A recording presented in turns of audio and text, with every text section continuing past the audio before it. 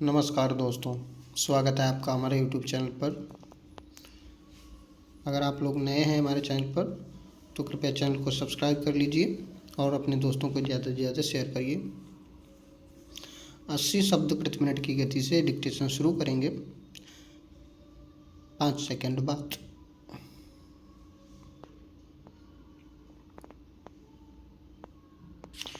किसानों की आर्थिक दशा को सुधारने के लिए यह आवश्यक है कि कृषि उत्पादन बढ़ाया जाए। उत्पादन अधिक बढ़ जाने से मूल्यों के गिर जाने का भय रहता है। 1929 की विश्व मंदी का प्रभाव भारतीय किसानों पर भी बहुत बुरा पड़ा था। भारतीय किसान कर्जे के बोझ से बुरी तरह दब गया था। मूल्य स्तर का गिर जाना उत्पादक के लिए एक भारी अभिशाप है, क्योंकि इससे उत्पादन बढ़ाने की प्रेरणा ही नष्ट हो जाती है और समस्त अर्थव्यवस्था का संतुलन बिगड़ जाता है। इसके विपरीत यदि कृषि पदार्थों का मूल्य बहुत अधिक ऊंचे स्तर पर पहुंच जाते हैं तो उपभोक्ताओं को कठिनाई अनुभव होने लगती है और देश में वेतन वृद्धि की मांग होने लगती है। दूसरी ओर कृषि पदार्थों के मूल्यों का प्रभाव बड़े उद्योग धंधों पर भी पड़ता है। यदि कपास का भाव बढ़ जाए तो कपड़े के मूल्य पर भी इसका प्रभाव पड़ेगा। कहने का तात्पर्य यह है कि देश में सामान्य मूल्य स्तर पर कृषि के मूल्यों का गहरा प्रभाव होता है। समाज के विभिन्न वर्गों के हितों में सामंजस्य बनाए रखने के लिए यह आवश्यक है कि कृषि पदार्थों के मूल्यों में स्थिरता बनी रहे।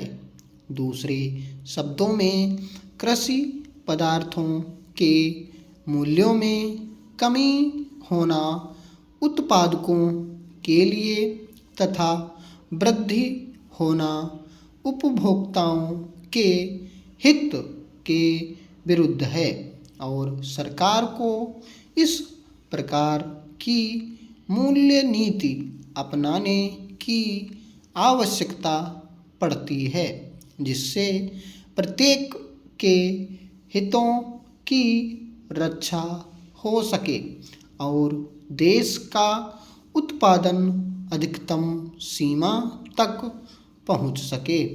साथ ही साथ देश के प्रति व्यक्ति आय तक सामान्य रहन सहन का स्तर ऊंचा हो।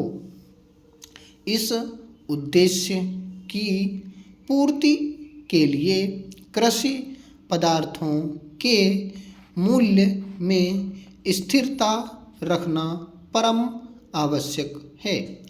भारत में कृषि एक व्यापारिक व्यवसाय न होकर जीवन यापन का एक साधन है। भारतीय किसानों में व्यापारिक चेतना का अभाव है और वे केवल जीवित रहने के लिए खेती करते हैं। इसलिए कृषि पदार्थों के मूल्यों तथा उनके उत्पादन व्यय में कोई घनिष्ठ संबंध नहीं रहता। मूल्य निर्धारण की मांग और पूर्ति का सिद्धांत कृषि पदार्थों पर अच्छी तरह लागू नहीं होता। यह उत्तरदायित्व सरकार के ऊपर है कि वह मूल्य नीति का संचालन इस प्रकार करे कि कृषि तथा उद्योगों का समुचित विकास हो सके और कृषि मूल्यों में स्थिरता बनी रहे। मूल्यों की स्थिरता का अर्थ केवल इतना है कि कृषि पदार्थों के मूल्यों में अत्यधिक चढ़ाव उतार न होने पाए।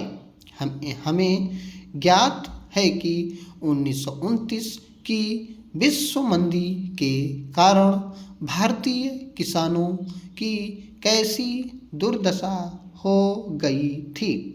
दूसरी ओर दूसरे महायुद्ध के दिनों में और उसके बाद मूल्यों में जो वृद्धि हुई उसका देश की अर्थव्यवस्था पर कितना बुरा प्रभाव पड़ा है। यद्यपि किसान को समुचित लाभ ही हुआ, किंतु देश के नियमित विकास के लिए ये दोनों दशाएं बाधा उत्पन्न करने वाली सिद्ध हुई हैं। भारत में कृषि मूल्यों की स्थिरता का प्रश्न पिछले कुछ वर्षों में मुख्य रूप से सरकार के सामने उपस्थित हुआ। जून 1954 तथा उसके बाद के काल में कृषि मूल्यों में निरंतर कमी होती गई। यह मेरा निश्चित मत है कि आज की अंग्रेजी शिक्षा ने शिक्षित भारतीयों को निर्बल और शक्तिहीन बना दिया है। इसने भारतीय छात्रों की शक्ति पर भारी बोझ डाला है। हमें नकलची बना दिया गया है।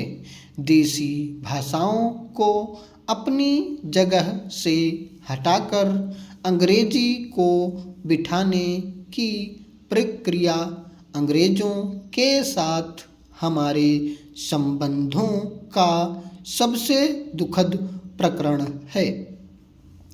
राजा राम मोहन राय ज़्यादा बड़े सुधारक होते और लोकमान्य तिलक ज़्यादा बड़े विद्वान बने होते यदि उन्हें अंग्रेजी में सोचने और अपने विचारों को दूसरों तक मुख्यतः अंग्रेजी में पहुंचाने की कठिनाई से आरंभ नहीं करना पड़ता। यदि वे थोड़ी कम स्वाभाविक पद्धति से पढ़ लिख कर बड़े होते तो अपने लोगों पर उनका असर जो कि अद्भुत था और भी ज़्यादा हुआ होता। इसमें कोई शक नहीं कि अंग्रेजी साहित्य के समृद्ध भंडार का ज्ञान प्राप्त करने से इन दोनों को लाभ हुआ, लेकिन भंडार तक उनकी पहुंच अपनी मातृभाषाओं के माध्यम से होनी चाहिए थी। कोई भी देश नकलचियों की जाति पैदा करके राष्ट्र नहीं बन सकता। जरा कल्पना कीजिए कि यदि अंग्रेजों के पास बाइबिल का अपना प्रमाणभूत संस्करण न होता तो उनका क्या होता। मेरा विश्वास है कि भारतीय संत आधुनिक विद्वानों की अपेक्षा अधिक बड़े पुरुष थे। मैं जानता हूँ कि तुलना करना अच्छा नहीं है। अपने अपने ढंग से सभी विद्वान समान रूप से बढ़े हैं। यदि फल की दृष्टि से देखें तो जनता पर आधुनिक विद्वानों का असर उतना स्थायी और दूरगामी नहीं है जितना संतों का है। अंग्रेजी सीखने के लिए हमारा विचारहीन मोह है, उससे खुद मुक्त होकर और समाज को मुक्त करके इस भारतीय जनता की एक बड़ी से बड़ी सेवा कर सकते हैं। स्टॉप।